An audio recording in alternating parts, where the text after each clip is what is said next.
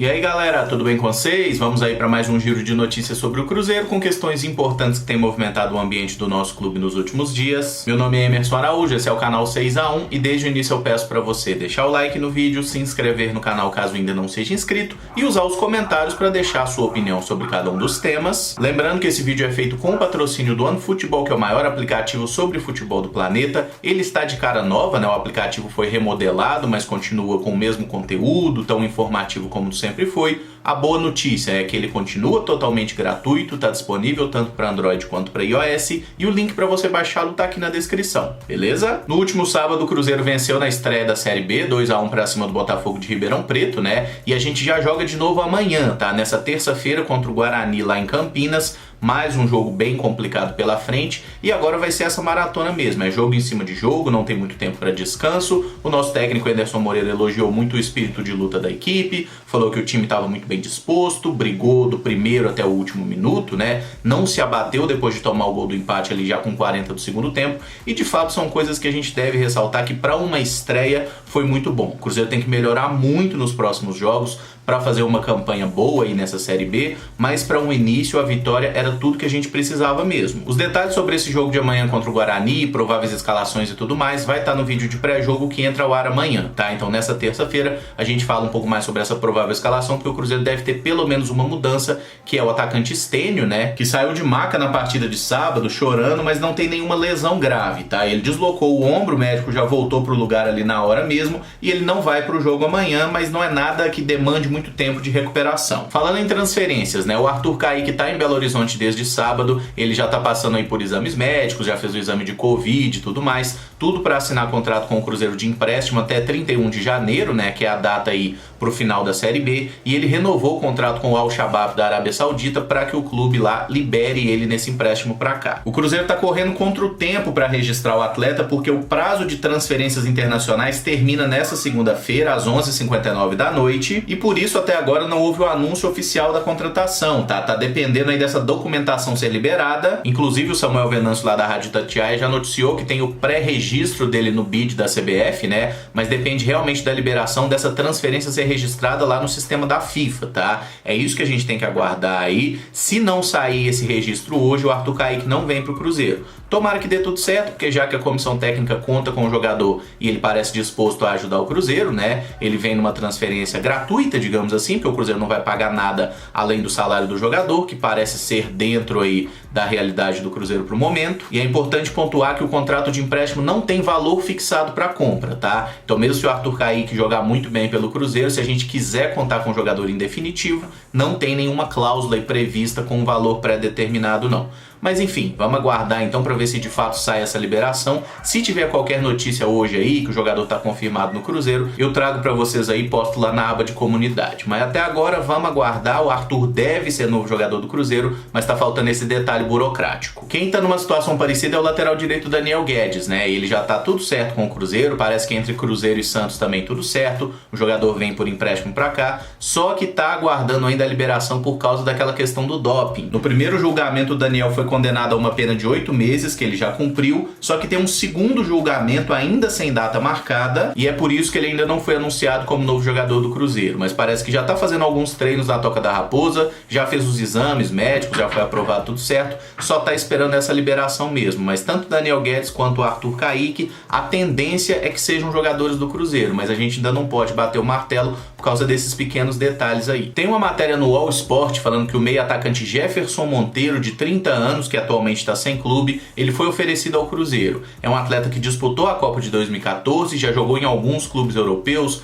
jogou no Swansea lá do País de Gales, né, que joga o campeonato inglês, jogou no Birmingham, que foi o seu último clube, também passou por Betis, Levante, Getafe, alguns clubes da Espanha. E o Monteiro é de fato um velocista, um jogador habilidoso, que joga pelos lados do campo aí, bem essa característica que o Cruzeiro está querendo. Mas eu gostaria de pontuar um fato, que somando as últimas 6 temporadas, desde que ele saiu do futebol mexicano e foi foi jogar na Europa, após a Copa de 2014, né, ele marcou 4 gols e deu 15 assistências em quase 120 jogos disputados. Lá na reportagem do UOL, inclusive, fala que o Monteiro já foi descartado porque a pedida salarial dele é muito alta e acima das possibilidades do Cruzeiro, tá? Então ele não deve vir de toda forma. Mas vamos pensar um pouquinho, né, nos números do jogador. É um cara que tem média de fazer menos de 1 gol por ano, né, porque em 6 anos ele marcou 4 gols e 15 assistências em 6 anos, ou seja, 2, 3 assistências por temporada. Definitivamente eu não acho que esse seja o perfil de jogador que vale a pena a gente fazer um grande investimento, porque é um cara que vai vir pra cá e eu não acho que ele vai mudar o preço do dólar, tá? Por mais que a gente concorde, né, o nível das ligas lá na Espanha, na Inglaterra, é um nível mais alto, de fato, mas ele estava jogando na 2ª divisão inglesa e não conseguiu fazer nada por lá, teve passagem pelo futebol espanhol apagada,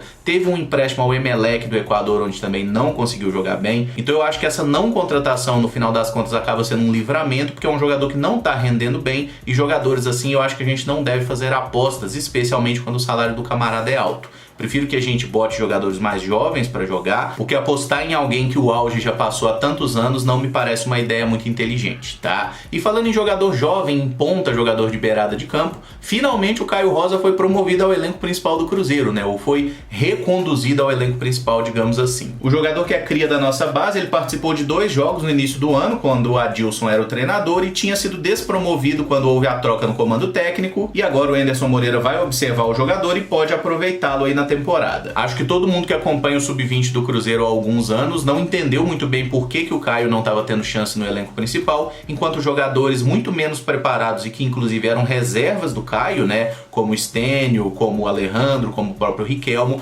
esses caras estavam no elenco principal e o Caio não. Ficou uma história muito mal resolvida e agora finalmente ele volta a treinar com o grupo de cima. É importante a gente lembrar que o Anderson e o Caio não chegaram a trabalhar juntos até agora, né, então certamente quem avaliou o Caio e desceu ele para o time sub-20 foi a comissão técnica ou foram outras pessoas que estavam lá no clube antes da chegada do novo treinador, e agora a oportunidade está dada para o Caio, né? Ele vai ter a chance de treinar com os demais, é ele mostrar no campo, nos treinos, que merece uma chance, e quando essa chance aparecer ele tem que agarrar, né? Acho que a torcida já está muito do lado do Caio nessa história, todo mundo gosta do futebol que ele apresentou no sub-20, agora que ele está tendo a chance, irmão, aproveita, agarra e vai para cima, até porque essa vaga aí de um atacante de velocidade está em aberto, a gente não sabe se o Arthur Kaique realmente vem para ocupar essa lacuna ou se ele vai acabar resolvendo um outro problema do time, né? Porque eu não vejo ele como um velocista de fato. Então é isso, o espaço tá aí, agora corre atrás para ocupar essa vaga. E quem também foi reintegrado ao grupo do Cruzeiro hoje foi o zagueiro Manuel. O jogador tem contrato com a gente até dezembro desse ano e volta após empréstimo no Trabzonspor da Turquia, onde ele jogou apenas uma partida. Segundo o Guilherme Pio, setorista do Cruzeiro lá no jornal Hoje em Dia, o Cruzeiro tem uma dívida com o Manuel hoje na casa de R$1.300.000, tá? De salários anteriores que não foram pagos. O jogador teria aberto mão desse valor caso ele tivesse concretizado aí a sua transferência para o futebol turco. Como isso não aconteceu, a gente continua tendo essa dívida com o Manuel e tem o contrato com ele até dezembro desse ano, né, que são aí R$500.000 por mês. E é justamente por isso que o Cruzeiro procura um novo clube para o Manuel, tá? Eu acho muito difícil que o Cruzeiro aproveite o jogador simplesmente por essa questão de custo-benefício, né? Eu acho sim que o Manuel é um bom zagueiro, mas nenhum zagueiro no futebol brasileiro merece ganhar 500 mil por mês, muito menos o Manuel, que não é um dos melhores zagueiros pelo que mostrou nos últimos anos. Mas é aquele negócio, né? Se a antiga diretoria achou que era uma grande ideia fazer uma renovação bizarra dessa com o jogador, culpado não é ele, né? Eu acho que se você recebe uma proposta para ganhar 500 mil, você não vai falar, ah, não, eu não mereço tanto, eu não quero. Você vai aceitar. Errado é quem propõe, né? No final das contas, é muito provável que o Manuel consiga aí uma transferência por empréstimo ou em definitivo nos próximos dias, mas nesse meio tempo ele tá treinando com o grupo, se o Anderson quiser pode aproveitá-lo nos jogos. Vale destacar também que a rescisão contratual do meia Robinho com o Cruzeiro já foi publicada no BID, mas isso não é necessariamente uma novidade, porque ele já tinha conseguido eliminar na semana passada, né? Então agora veio só a confirmação, o Robinho tá livre para acertar com qualquer clube, mas o processo dele na justiça contra o Cruzeiro segue correndo, que vai definir aí quanto o Cruzeiro vai ter que pagar pro jogador no final das contas, né? E como vai ser feito esse pagamento também. Mas o Robinho tá livre, pode ir para onde quiser, não tem mais nenhum vínculo com o Cruzeiro. E esse vídeo fica por aqui. Se gostou, eu peço que deixe o like, que se inscreva no canal caso ainda não seja inscrito e use os comentários aí para opinar sobre cada um dos temas aqui abordados. Muito obrigado por acompanhar, um abraço, até o próximo vídeo. Valeu!